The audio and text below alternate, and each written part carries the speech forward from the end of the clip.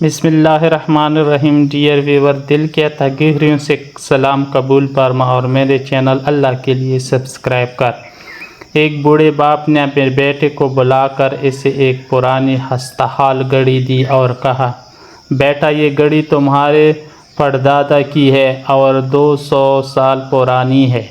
ये घड़ी मैं तुम्हें देना चाहता हूँ, लेकिन इससे पहले तुम्हें मेरा काम करना होगा।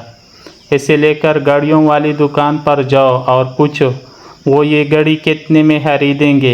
वो लड़का घड़ियों की दुकान से लौटा तो कहने लगा, दुकानदार की घड़ी हालत देखते हुए 5 दिरहम से ज़्यादा कीमत देने को तैयार नहीं है।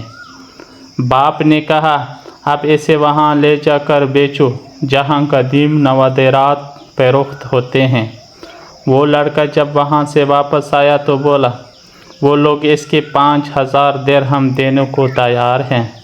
ये सुनकर वो शख्स बोला, अब इसे अजैब घर ले जाओ और फरोख्त करने का इरादा ज़ाहिर करो। लड़का अजैब घर गया और वापस आकर नहायत हैरानी के आलम में बाप को बताया। वो लोग इसे 50,000 दिरहम में खरीदने को तैयार हैं। इस बूढ़े शख्स ने बेटे को मुखातिब किया और कहा, इस घड़ी की कीमत लगाकर मैं तुम्हें समझाना चाहता था कि अपनी ज़ात को इस जगह ज़ाया मत करना जहां तुम्हारी कदर व मंज़लत न हो। तुम्हारी अहमियत का अंदाज़ा वहीं लगाया जाएगा जिन्हें इंसान को परखने की समझ होगी।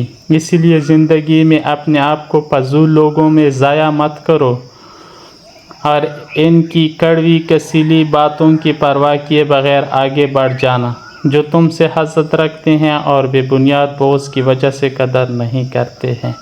इसीलिए हज़रत अली करमल्लाहु वजहू का कौल है कि